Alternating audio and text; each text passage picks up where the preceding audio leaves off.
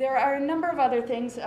Moving on from small farmers, I did want to incorporate one of the reasons why the Colombian Free Trade Agreement was contentious in the U.S. Senate and House was not only because of small farmers, it was actually one of the major concerns was for trade unionists. Colombia remains one of the most dangerous places in the world to be a trade unionist.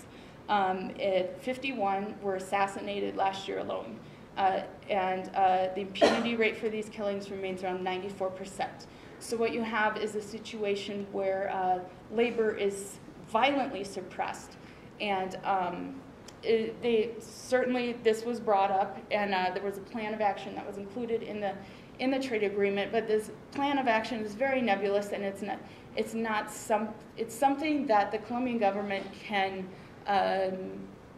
agree to go along with if it chooses. And so basically it has what they say is no teeth. And so it was just sort of a concession to allow the trade agreement to pass in the Congress. I spoke about the 52 million people who have been displaced from the land. But there's also the continued violence in Colombia in terms of paramilitary, revolutionary, and military groups that provides this situation of instability. And again, there's this level of impunity and injustice that continues and may, in fact, be exacerbated by this free trade agreement. And I think there's, what are we on? Do we know what number we're on? Oh, go back. So just to summarize, the Colombian Free Trade Agreement may have an incredibly devastating effect on the small farmer, thereby exacerbating conflict in Colombia and causing this cycle of migration that I spoke of, where many more people become marginalized, and the decrease in human security will actually decrease security as a whole in Colombia.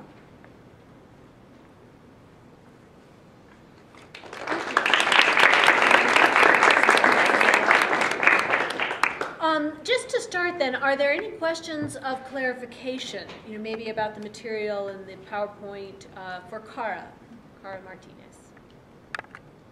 Anything you'd like to have repeated? I was particularly struck by your statistics on the inequality in Colombia. That was very clear. Well, with that, then, we can open things up.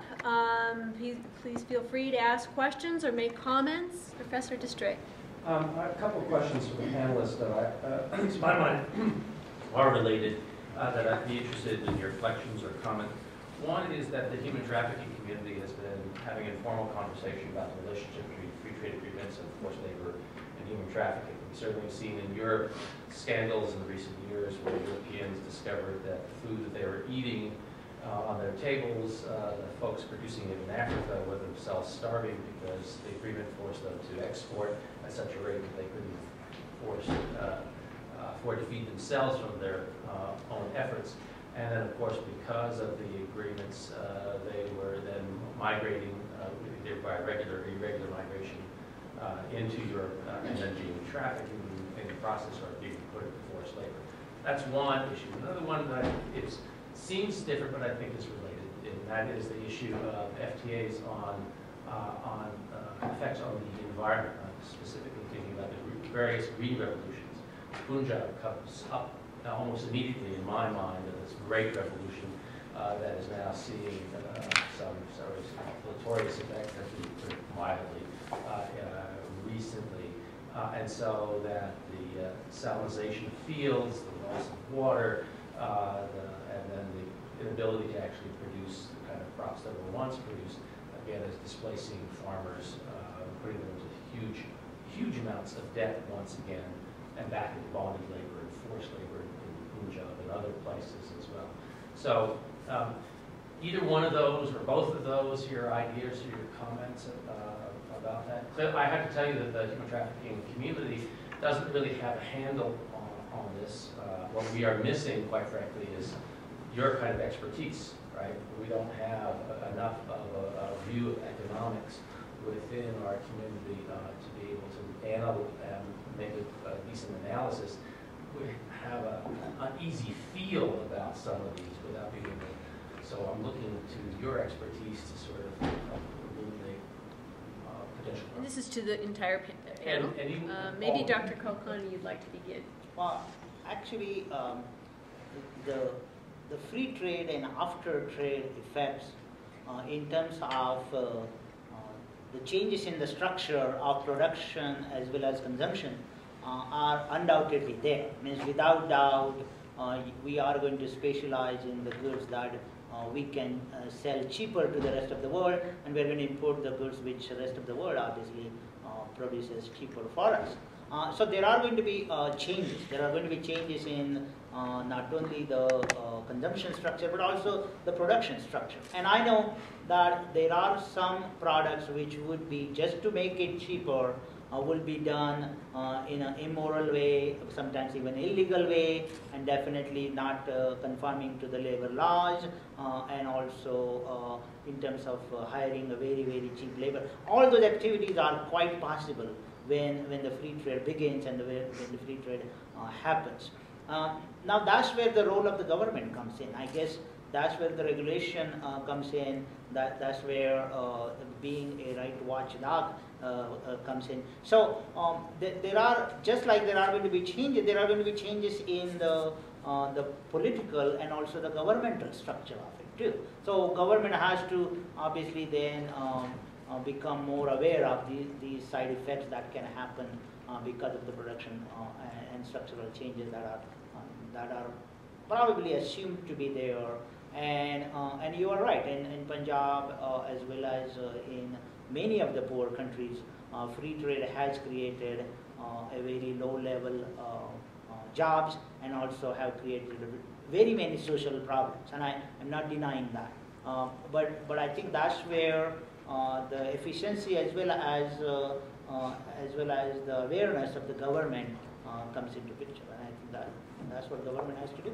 So, in your experience, what's been the reaction from the Punjabi government or from Delhi?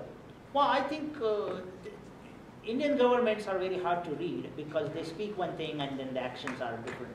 And therefore, if you ask a government official, they will say, oh yeah, we are quite aware of that. We are going to go take care of that. It should be done in next 5 to 10 years. Of course, in next 5 to 10 years, nothing happens. And therefore, I think there is no such an official document of the government. And if at all there is one, I guarantee you, it is a document which will say that we are aware of that problem and we will take care of it. I think the administration machinery is not very efficient in India, and I don't expect it to be very efficient in Colombia as well as in Panama because that's where the responsibility lies, and I think that's where these people have to be aware of. Yeah, just a couple of thoughts. Just a few comments for you, I guess. So you made the comment that people in Europe suddenly realize that the people who are growing their food are themselves hungry, and I think this is one of the cruelest ironies of today's global food system, that the people who grow food themselves go hungry. And I think historically that there's a few connections that could potentially be made. I personally make a connection between the third world debt crisis and this movement towards export-oriented agriculture in the early 80s. It's often been the case that agriculture is held hostage to broader political goals. In the 40s, 50s, 60s, and early 70s, it was held hostage to industrialization projects, and we saw farmers and agriculture generally taxed with monies diverted into the cities or potentially to corrupt politicians. By the time of the debt crisis, agriculture had become a means of paying off debts, right? So that instead of producing food for domestic consumption or producing cereals, you start producing really lucrative cash crops that you can sell and earn the foreign exchange that you need to pay down debt. So we saw an emphasis on the tropical crops like coffee, cotton, tobacco, sugar, so on down the line. So I think it's important to recognize the relationship between export-oriented agriculture and other sorts of policy dynamics. And the last point I'd like to make in the context of green revolutions, I'm deeply concerned about the emphasis on green revolutions that we're seeing in sub-Saharan Africa right now. There's been huge push from like Jeffrey Sachs and the Millennium Villages projects, huge pushes from big development folks like Bill and Melinda Gates and the Gates Foundation underwriting, right, this green revolution in Africa. The idea being that people are going hungry because there's not enough food. Right? I think this is a common misnomer, and I really would point anyone who's interested here to the work of Amartya Sen. Right? This is so. I don't want to disagree with the fact that in 50 years we might indeed be seeing food shortages as a consequence of climate change, as a consequence of population growth. But as things stand right now, there's more than enough food for all of us. We just don't share it very well. Right? So this isn't an issue of maximizing agricultural production, but a political issue more of redistribution and security policy, to my mind. Now, I'm deeply concerned about the way in which this green revolution is starting to be undertaken. A lot of this is being underwritten and motivated by big finance companies. Green revolutions tend to place emphasis on heavy technology use, advanced technology use, heavy and chemical, industrial fertilizers and pesticides, all of which speak to economies of scale in production. So in green revolutions in the past, there have been, not in every country, but emphases towards consolidation of land holdings in the interests of productivity and maximizing yields per acre. And in the context of the Green Revolution in Africa, I think we're seeing a lot of disturbing trends about how that is starting to take place. So the government of Madagascar, for example, just leased 2,000 acres to a giant finance company to run into perpetuity. It was like a 99-year lease.